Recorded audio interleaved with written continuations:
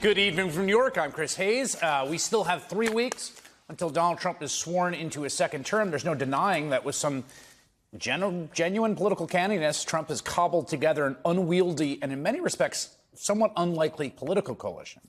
And that coalition delivered him the first outright popular vote victory for a Republican since George W. Bush in 2004. It's only the second time it has happened since the end of the Cold War. Now Trump has to actually govern. And that is typically when all the internal contradictions in any political coalition rise to the surface. We're not even to inauguration yet, and that factional fighting, I would argue, is bigger and more glaring than almost any other I've ever witnessed in American politics. You're seeing that right now in the battle over immigration, which has been exploding among the MAGA right. Basically, Elon Musk and Vivek Ramaswamy, the tech overlords who appear to be running Trump's second-term agenda, rely on highly skilled immigrants to power their enterprises. Those immigrants come to this country to work with an H-1B visa, which provides terms that are extremely favorable to their employers and also an amazing opportunity for the folks coming to work here.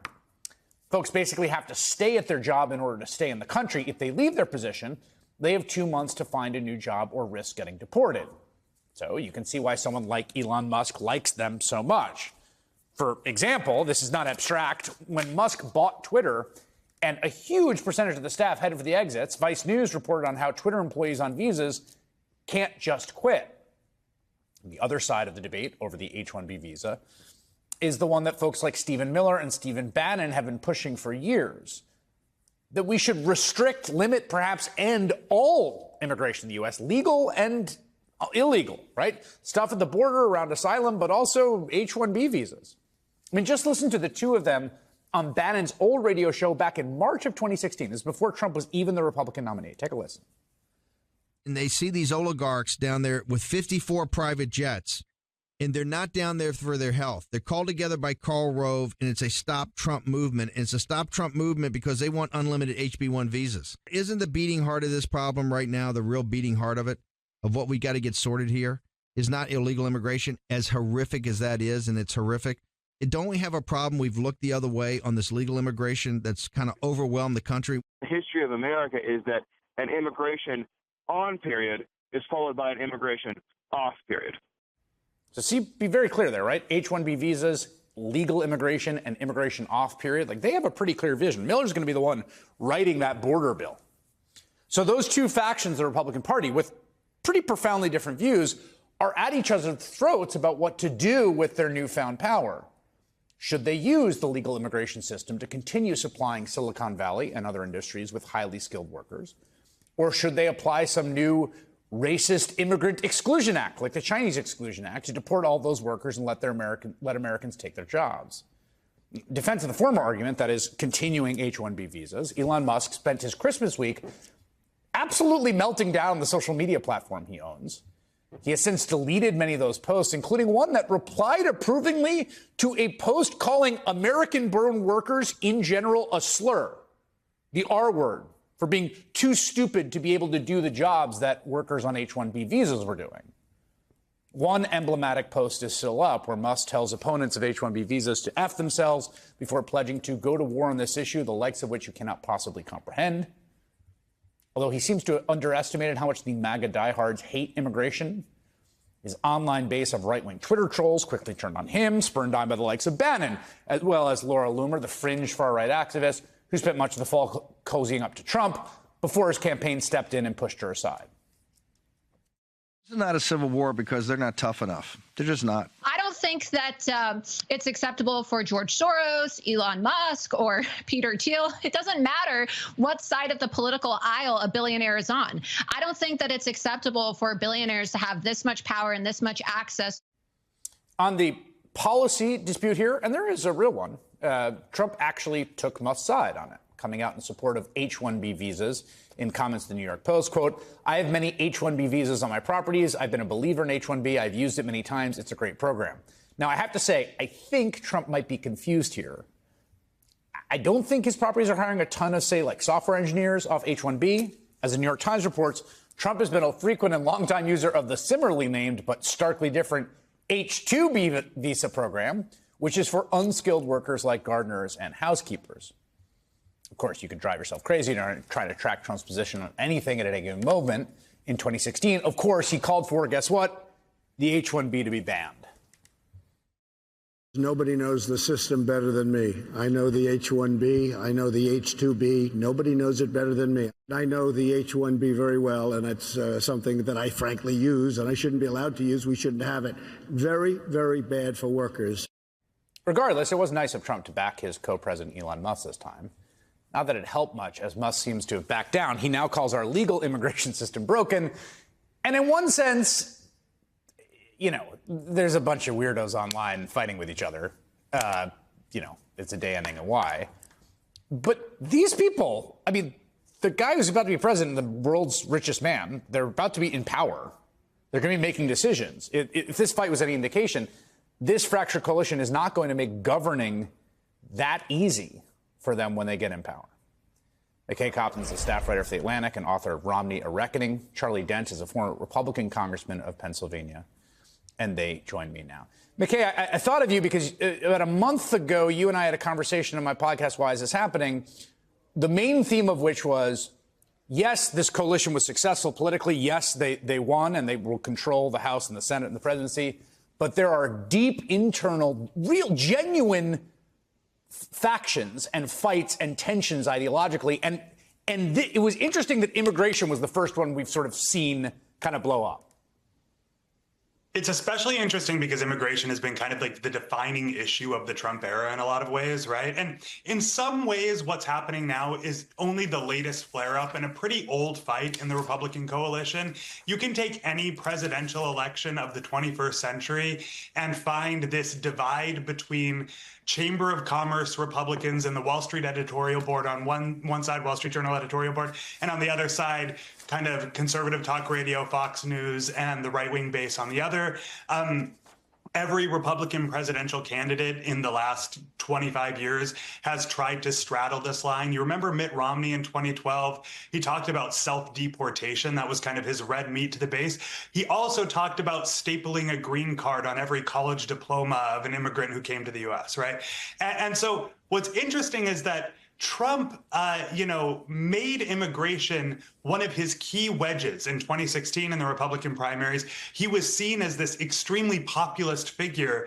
But I don't think we should be that surprised that he has now found himself siding with what is essentially the Chamber of Commerce position on immigration. Big shocker.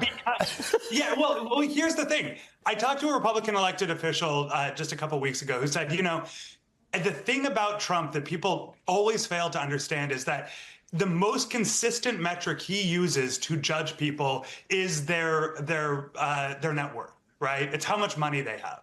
And so we should not be shocked that Elon Musk has been allowed in the henhouse. It's not because of his, searing political charisma. It's because he's incredibly wealthy. There's a reason that Trump often defers to his golf buddies and high dollar donors and allies in Silicon Valley and Wall Street.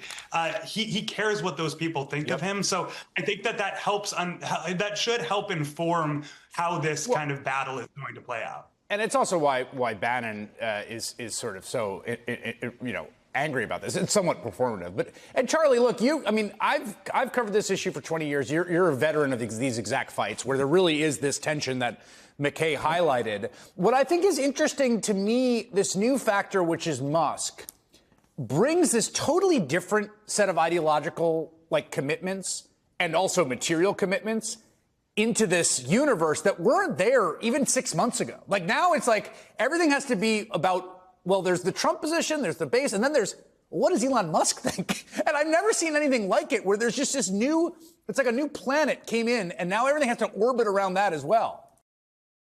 Joining us now, Melanie Zanona, senior congressional reporter for Punchbowl News, and former Republican Congressman from Florida, David Jolly. Welcome to you both. Ladies first, Melanie. So what are you hearing on Capitol Hill about Speaker Johnson's chances of re-election, and how much you think Trump's support will help him? Because Trump took his time endorsing him. Do you think it hurt Johnson?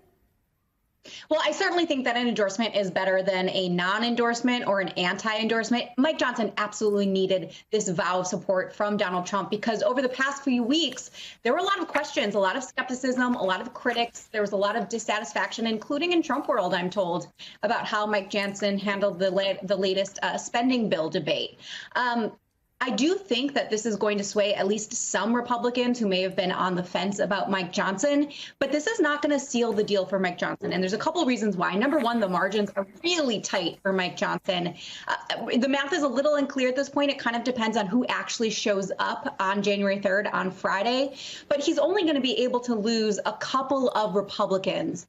And number two, Trump has made demands in the past, including during that last spending bill debate, and several conservatives defied him anyway. In fact, 38 House Republicans, most of them hardline conservatives, voted against a stopgap spending bill that included a suspension of the debt limit, as Trump has called for. So there are some limits to what Trump is calling for. I do think that the best thing for Mike Johnson and what's really working on his side here is that the House can't conduct any legislative business until they have a Speaker of the House, and that would include certifying Trump's election. So my suspicion is that, yes, there might be some Republicans who say they're unswayed. I think Thomas Massie, he's going to be a no matter what. But people like Victoria Sparks and Andy Biggs and Andy Harris, some of these Freedom Caucus folks, they're going to want to just try to get some concessions or demands out of Johnson. Ultimately, probably will be in his camp because they know that they can't move forward on Trump's agenda until they have a Speaker of the House. But I do think that we are going to be looking out for the next couple of days of what type of dealing is going on behind the scenes and whether it does take multiple for Mike Johnson to get there. And again, this is set for Friday, and certification of the election comes Monday. So they have absolutely no time to mess around with. David, New York Congressman Mike Lawler warned Republicans not to vote against Johnson. Let's take a listen to that. The fact is that these folks are playing with fire, and if they think they're somehow going to get a more conservative speaker, they're kidding themselves. Mike Johnson is arguably the most conservative speaker that's ever been elected to the office. I'm curious your reaction to this, David. Is re-electing Johnson a good move for the party, and is there anyone else that would have ability to better unite all factions of the GOP? Well, it's likely the only choice they have. And to the second part of your question, probably what contributes most to Mike Johnson ultimately prevailing is nobody else can really get there either, with the margins as close as they are. And that is now more true after Donald Trump's endorsement of Mike Johnson. Now, we can all remember Donald Trump's endorsement may not be ironclad. He kind of tweeted in real time as Republicans went through the carousel of candidates after the McCarthy resignation. Trump kept moving the ball. So it's not to say he'll stick with them always if Johnson doesn't get there. I think the fascinating part here really is how close the margins are. As Melanie said, if Massie is a no, by some math, he can't lose another one. Now, there are other math that it gets really tricky here, depending on whether somebody votes present or whether they name an alternative candidate. Can Mike Johnson make sure that he doesn't lose 2 votes? I mean, that is really hard in this environment. But I think to Lawler's point, nothing changes the dynamic. This is a coalition government between Hakeem Jeffries and the Republican speaker. Mike Johnson has had a very John Boehner-like speakership. I mean, the main things that got done under his speakership and frankly under McCarthy were keeping the government open twice, raising the debt ceiling, and funding Ukraine aid. And that was it. And we're entering a time where that might be it again, even though Republicans control all of Washington. Is there any chance, David, that first vote on Friday, he gets reelected as Speaker? Well, I think to Lawler's point, if Massie and others realize there is no alternative, do they really want to be the architects of chaos like Gates was? Then you give this to Johnson and you move on with unity. They could do that by voting present, a couple of them probably, but this is in the hands of just a very few Republicans right now. Yeah. Melanie, so what happens if the House does not pick a Speaker on Friday? Or by next Monday, January 6th, as we were saying, when Congress needs to certify the election results? Yeah, we are in completely uncharted territory. I feel like I've said that a lot, including on your program, that we are in unprecedented times. I've covered multiple speaker battles that have never happened before. We could be in for another one, certainly. There is a playbook in the sense that we know now what it'll look like if we have to go through multiple rounds of votes for Johnson to get there. But we don't know what would happen if they don't have someone in place on Monday. I have heard some people saying that they could, elect maybe a temporary speaker to the position to be able to oversee the certification of the election results. We just don't know for certain how this is going to play out. I'm sure that's something that a lot of Republicans on Capitol Hill are looking at, studying, reading CRS reports, trying to figure that out. But like I said before, I think that is Johnson's probably biggest argument and biggest strength heading into this vote on Friday, is saying, you need to elect me because there's no one else. And if we don't have a speaker in place, we can't do anything. We can't certify Trump as president. We can't start working on things like reconciliation and cutting taxes and securing the border. I think those are going to be the arguments that Johnson is making to his conference. Well, yeah, to your point, I've heard you use the word unprecedented many times, but you guys have both heard me say, ready, buckle up. So I guess that's what we'll do on Friday. Thank you so much. Welcome back. President-elect Donald Trump won a heated and historic election less than 2 months ago. But the political drama is really just getting started because 2025 is shaping up to be yet another fascinating and high-stakes election year. NBC's Steve Kornacki has a look at the races to watch. Steve? All right, 2025 going to be a big year in elections. I know we just had the biggest election year you could have. There are a few races in 2025, though, that I'm going to be watching, I think are going to be worth keeping an eye on because of some unanswered questions coming out of this presidential race we just had. So here's the three biggies this coming up in the new year 2025. The race for mayor of New York City. And if you don't live around New York City, you're probably wondering, why the heck should I care about the race for mayor of New York City? Well, what's interesting is obviously it's a big city. It's a blue city. Donald Trump still lost New York City in 2024. He made some big gains within it, though, especially because, and we talk about this nationally, new support he got from non-white voters, Hispanic voters in particular. You see it in places like the Bronx. He made some pretty dramatic gains there. So the question in New York City simply is, there's this group of voters who we used to think of as just pure Democratic voters who've kind of said they're up for grabs a little bit. How are they going to handle the New York City mayor's race? I think we can learn a little bit about those voters, those new Trump voters in New York City. For that matter, in New Jersey, still a blue state. Trump lost it in 2024, but he only lost it by about 6 points. He got blown out 4 years earlier. This was one of Trump's biggest improvements, just in terms of numbers, of any state in the country. Trump also improved in Virginia, still lost it, but improved his performance pretty significantly. The big question, I think, overhanging American politics coming out of 2024 is that new support that Trump attracted, which you could see in all three of these places, especially from non-white voters. Was it Trump specific, or is it going to work for another Republican not named Donald Trump? That's what the Republican Party is hoping for, because obviously this hints at a new coalition that could be really powerful politically, but it's unknown how much Trump is the key ingredient to that. We may find out in these races. Again, take a look at a place like Virginia. As we say, Trump didn't win it. This was still a blue state, but that was a change. Look, this was a double-digit Biden win, cut, basically in half here, the margin by Trump. And where did you see it? You saw it particularly, get ready to hear this one a lot in 2025. Loudoun County, big Loudoun County, more than 400,000 people. It's sort of the suburbs, the exurbs of Washington, D.C. And again, take a look here. Harris wins it by 16 points. You say that's a landslide, right? Well, again, Biden had won this by 25. From 25 all the way down to 16. What happened in Loudoun County when you look closely? Again, there's a large Hispanic population. There's a growing Asian American population. These are groups where Donald Trump took some very big strides in 2024 compared to how Republicans and Trump himself had been doing in the past. And that's what brings a county like Loudoun down like this. So Loudoun County going to be a big place to look in that governor's race in Virginia. Again, with that question of, can Republicans pull this kind of thing off without Trump? We'll see a lot of places in New Jersey with similar stories as well. So, yes, it'll still be a big year in elections. We never have anything but big years in elections. Especially if you're Steve Kornacki, who's just so passionate about politics. Thanks, Steve. Here's the thing that should give you some hope. For every one of Donald Trump's most radical proposals for this country, it seems as if there is someone ready, willing, and able to do everything in their power to stop him from pulling it off. Take this one, for example. Among Donald Trump's day one priorities is to end birthright citizenship on the first day of his new administration. Think about this for a second. Birthright citizenship is one of the foundational principles of this country. It means that anyone who is born in the United States, no matter who your parents are or where they're from, anyone born here gets to be a U.S. citizen. And Donald Trump wants to end that practice. And here's the man who's vowed to stop him. This is William Tong. He's the first member of his family to be born on U.S. soil. He's the child of immigrants from China and Taiwan. He grew up working in his parents' Chinese restaurant.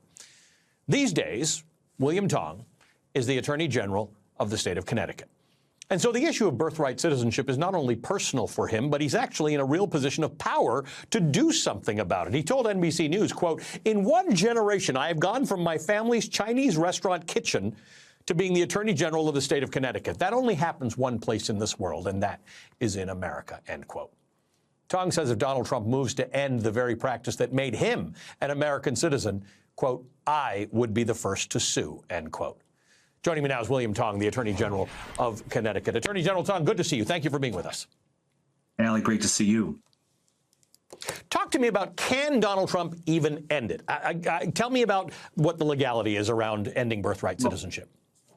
First of all, no. It's clear from the 14th Amendment that all persons born on American soil or subject to the jurisdiction thereof are American citizens.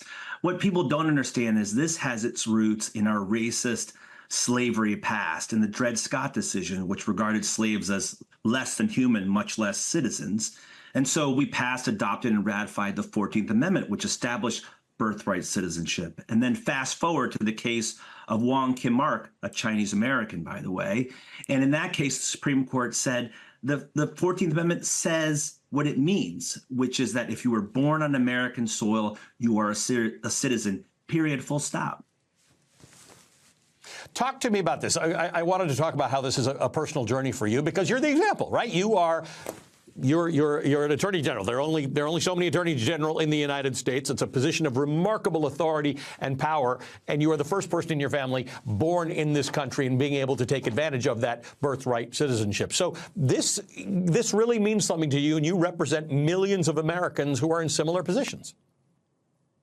Yeah, it's personal for me. It's personal for people that work in your studio. It's personal for so many people watching right now. When Donald Trump talks about denying a birthright citizenship and attacking anchor babies, he's talking about me and so many others. And when John Eastman, one of his functionaries, talks about reversing birthright citizenship for people that already have citizenship, I mean, that's a direct attack on me and so many others in this country who are already making contributions. You had a previous discussion about the H-1B visa, right? How many people have come here, contributed so much to our economy? They had kids here. They built families here. They built tech companies here. They built businesses here, and now they're contributing so much. And somebody says they're going to come in and reverse their citizenship. It's madness. Talk to me about what a legal challenge looks like, because I guess we don't know what the thing Donald Trump will do on his first day. I assume it's some kind of an executive order if he does it. What does it look like, and what does the response look like, or is it too early to know that? Well, it's not clear how they're going to try to pull this off and how they're going to hit us, except to say that Wong Kim Ark and the 14th Amendment is so absolutely clear. And the attack on people in Connecticut, not just me, but people that work, for example, at Sikorsky, at Electric Boat, which were founded by immigrant entrepreneurs, right? People that come into Connecticut and work and contribute in so many different sectors in our economy, not just tech, not just defense contracting, not just manufacturing, but what about those agricultural workers we talked about in the last segment, people that work in hospitality and service? America runs on two things: Dunkin' and immigrant workers. And if you want to blow up America's economy tomorrow, right, you deport 15, 20 million people and deny birthright citizenship to people born here on American soil. One of the things you and I last talked about a few weeks ago is the fact that you, and I'm assuming others like you, other attorneys general, are ready to fight these things. You are saying you will not lay down and roll over while the federal government tries to do things that are illegal and antithetical to who we are as Americans. Have you talked to your colleagues in other states? We're in constant communication, and we're ready for this fight. But again, we're ready because it's personal. It's not some group of immigrants that we can compartmentalize, some other group of people that aren't part of our lives, that aren't part of the fabric of our businesses, our workplaces, our schools, our universities, our public and private institutions. Immigrants are everywhere, right? Interwoven into every facet of American life. And it's not so simple to just say, oh, these immigrants, we don't like those immigrants, those undocumented immigrants, so we're gonna cut them out. 70% of undocumented households, meaning households that have an undocumented person, 70% of those are a mixed status family, right? So you've got citizens, non-citizens, people have temporary status, TPS, H-1B, And it's so this is utterly unworkable and will do great damage, not just to our society and American families and our states, but to our economy. William Tong, good to see you as always. Thank you for being with us. We'll, of course, continue this conversation. William Tong is Connecticut's Attorney General. All right. So, Priya, the state funeral we've learned is set for January 9th. What can you tell us about that and the plans in his hometown? Yeah, that's right, Anna. Well, he obviously passed away in his hometown in Plains, Georgia, where, of course, he had been in hospice care since February of 2023. We know now that his state funeral will be taking place in Washington, D.C. on January 9th, and his body will be brought back to Plains, Georgia, where he will ultimately be buried alongside his wife, Rosalind. And we know that between now and then, his body will eventually come here to the Carter Center. This was such an important part of his life. He came back to Georgia after he left the White House and founded the Carter Center in 1982, where he did about 43 years of humanitarian work around the globe, trying to alleviate human suffering and poverty. He worked to eradicate diseases and monitor elections around the world. A lot of that work is what ultimately led him to win the Nobel Peace Prize, as Peter mentioned, back in 2002. But he really was a son of Georgia. Many people here are very proud of him. Peter noted that he was relatively unknown outside of the state of Georgia until he made his way to the White House. Let's take a listen to what President Carter had to say himself about his roots in Plains. When I got out of the Navy in 1953, I came back to Plains, and I was a farmer for about 17 years. And then when I got through being governor, I came back to Plains. When I got through being president, I came back to Plains. And now, no matter where we are in the world, we're always looking forward to getting back home to Plains. That's where our land is. We still grow peanuts and cotton and corn on the farm.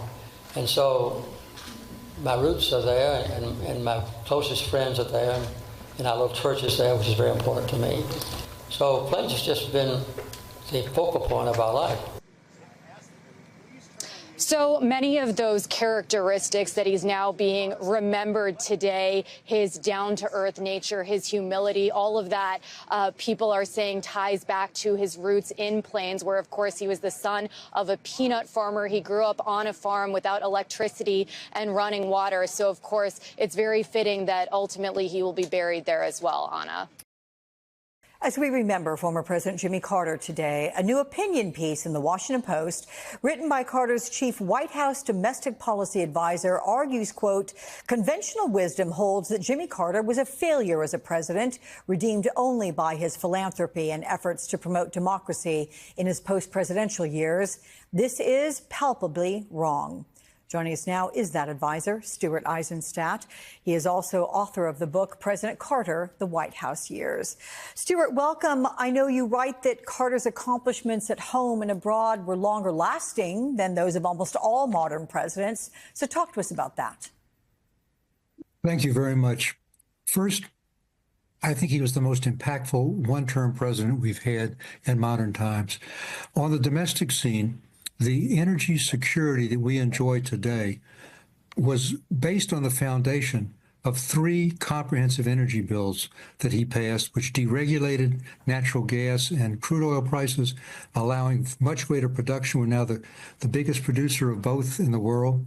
It put conservation at the centerpiece, and it started the whole renewable energy effort with tax credits for solar and putting panels on the top of the White House. Second, all the ethics legislation that is in place today, all of it was passed by President Carter. He was the education president, creating the Department of Education. He was a great environmentalist, doubling the size of the whole national park system. And something that was really important to consumers, he deregulated all modes of transportation, starting with airlines, which democratized airline travel and brought it to the middle class. He did the same with trucking, with rail. One of the reasons we have cable today is because he deregulated telecommunications and even beer with the craft industries. He was someone from the Deep South, grew up in a segregated state and region, and yet he was a great civil rights president, supported affirmative action, minority set-asides, and appointed more women and minorities, blacks and Hispanics, to the federal bench and to his administration than any of the 38 presidents born put together. Abroad, human rights was embedded in our foreign policy. It got thousands of political prisoners released in Latin America and put Latin America on the road to democracy from military dictatorships.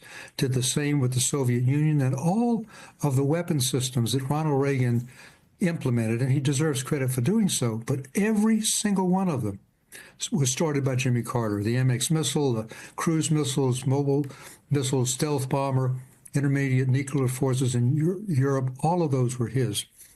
Next was the normalization with China, and last, and most lasting to this very day in the midst of the Gaza fighting, is the Camp David Accords, which brought peace between Israel and Egypt after 4 wars.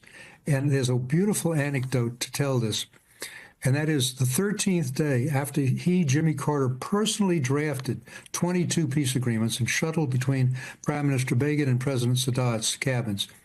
Begin comes to Carter on the last day, the 13th day, and says, Mr. President, I can't make any more compromises. Get me a limousine. I've got a El Al plane waiting at Andrews Air Force Base to take me home. President Carter realizes this would be a disaster for Sadat after he had gone to Jerusalem. It would be a disaster for his own administration.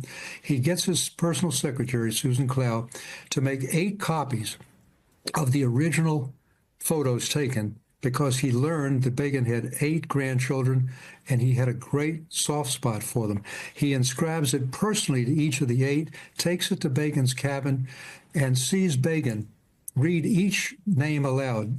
Jimmy Carter with hopes for peace.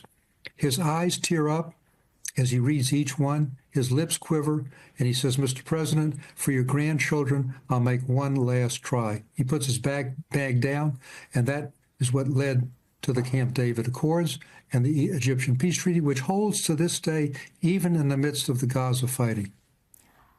Wow, Stuart, you have just given us every reason to believe every word of what you've written in the Washington Post. But let me ask you about the timing of his presidency. This is a man who rose from very humble roots, and all of the things he accomplished we never would have known had he not gotten to the Oval Office. But the timing post-Watergate and the fact that a big campaign promise of his was, I will never lie to you, and he kept that promise.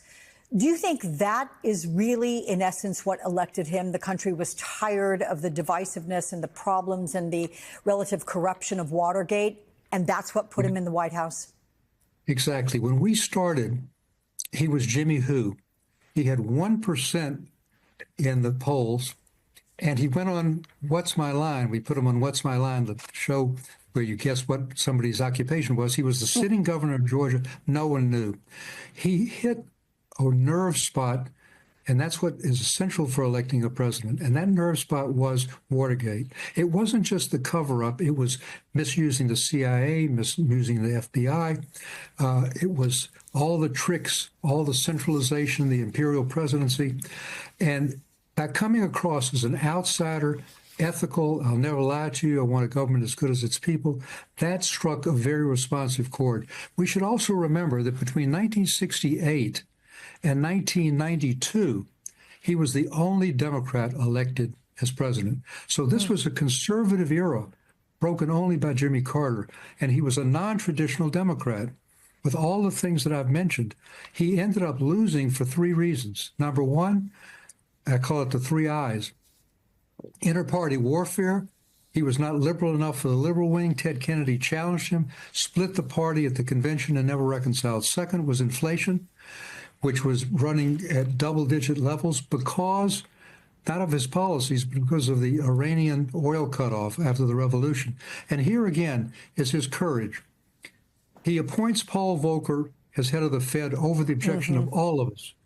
Volcker says to him, Mr. President, if you appoint me, I want you to know I'm going to choke inflation out of the economy. It's going to create a very bad situation on the employment front in your election year.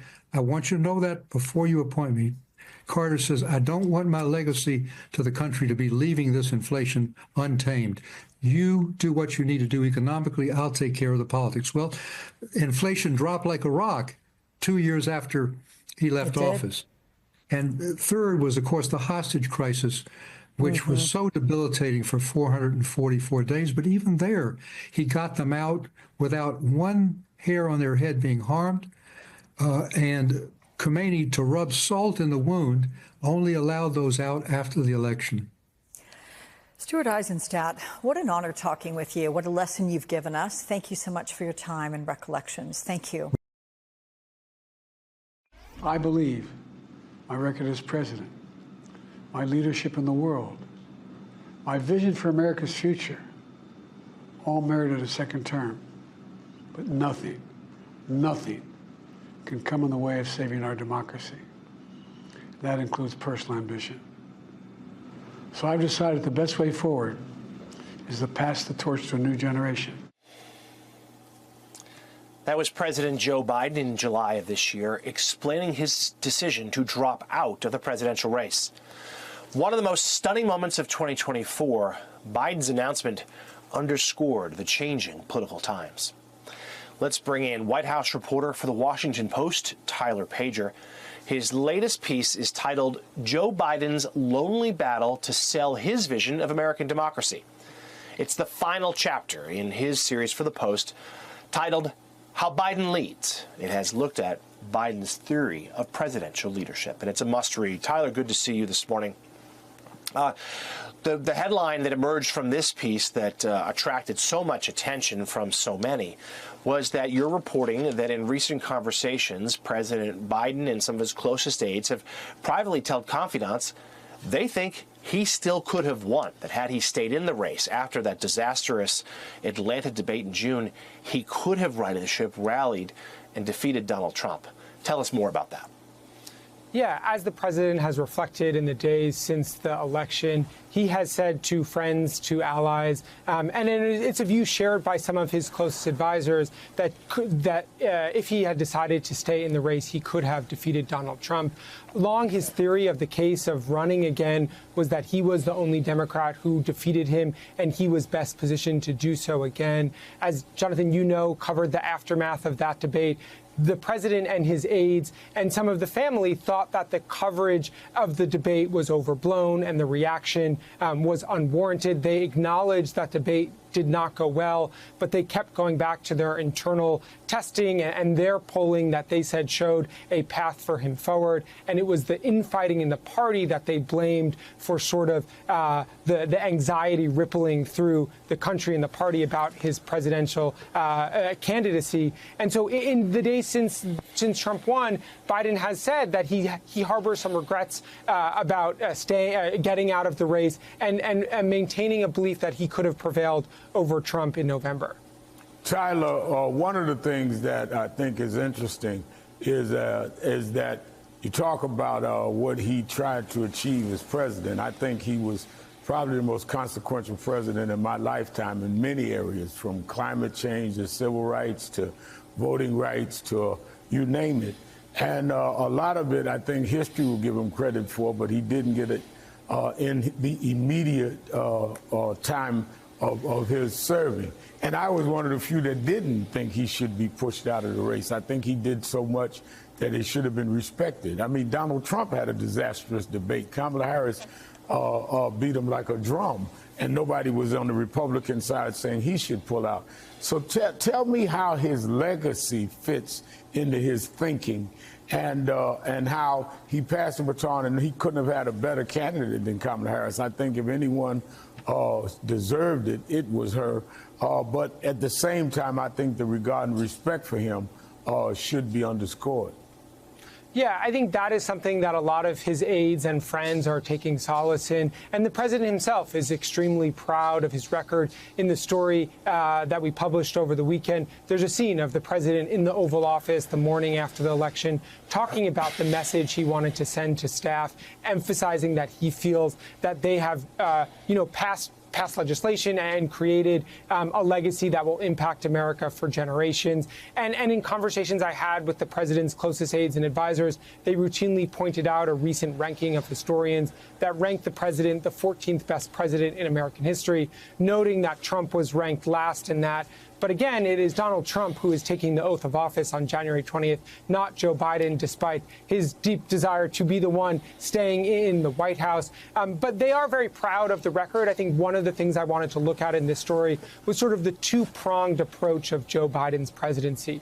When he was running for president in 2019 and 2020, I was there with him in Iowa and New Hampshire, traveling the country, making his case. And one of the ways that he differentiated himself from the other Democrats seeking the nomination was to make the case that Democrats needed to work with Republicans. They needed to pass legislation in a bipartisan fashion. They needed to show Americans that democracy could work and deliver results for them.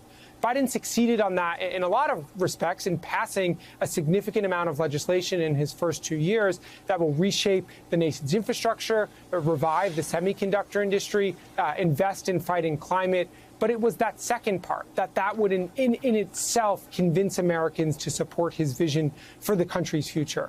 And it was that tension there between substance and style that I think a lot of Democrats were frustrated by as he decided as his term ends.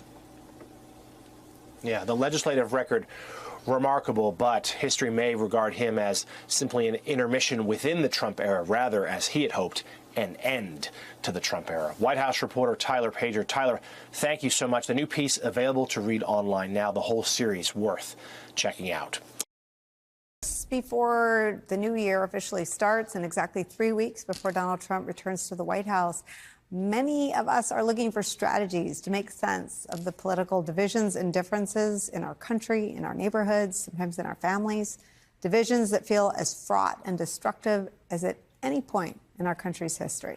Here to help us think about it in ways that are honest, but maybe not so anxiety-inducing, is our friend Dan Harris, the host and founder of the 10% Happier podcast, former ABC News anchor, someone I follow religiously on Instagram with all of your wisdom and especially your survival skills for the holidays. Nice to see you, my friend.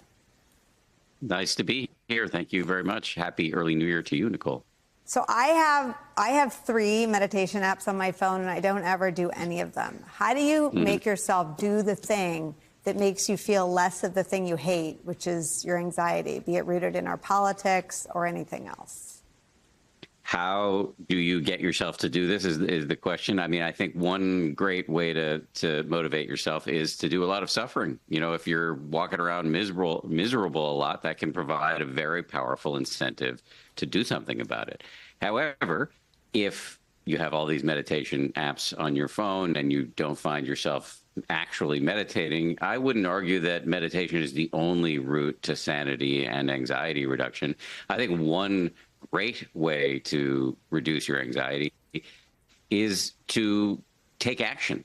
There's an expression that's common among the meditation teachers I know, which is that action absorbs anxiety. So if you're doing something useful, whether it has to do with politics, you know, if your anxiety is a result of politics, maybe you can get involved in local politics. But if you don't want to do that, you can volunteer at a soup kitchen, you can volunteer at an animal shelter, you can even just be more useful to the people in your life. And in that way, that this kind of generosity can reduce your anxiety. In fact, just one last thing to say on this, before the Buddha taught meditation to many people, he taught them generosity. What is the social media prescription? I consume your great content because I'm on social media, but most of what I consume does not fill me up the way your posts do. What is the guideline when some of it is good, but so much of it is bad? Yeah, I mean, I think, unfortunately, there is no simple prescription here. The simplest prescription, I think, is probably off the table for many of us, which would be to never go on social media. But I go on social media. You do too. We're all modern people. We're living in this world. We want to be engaged with what's happening in the culture. So I think at that point, it's about listening to yourself. And this is where meditation can come in very helpful because it boosts your self-awareness. And you might notice, oh, I'm on hour 8 of doom scrolling on Twitter, and I'm starting to type in all caps. So maybe I should put the phone down. This is what you call for a lifeline.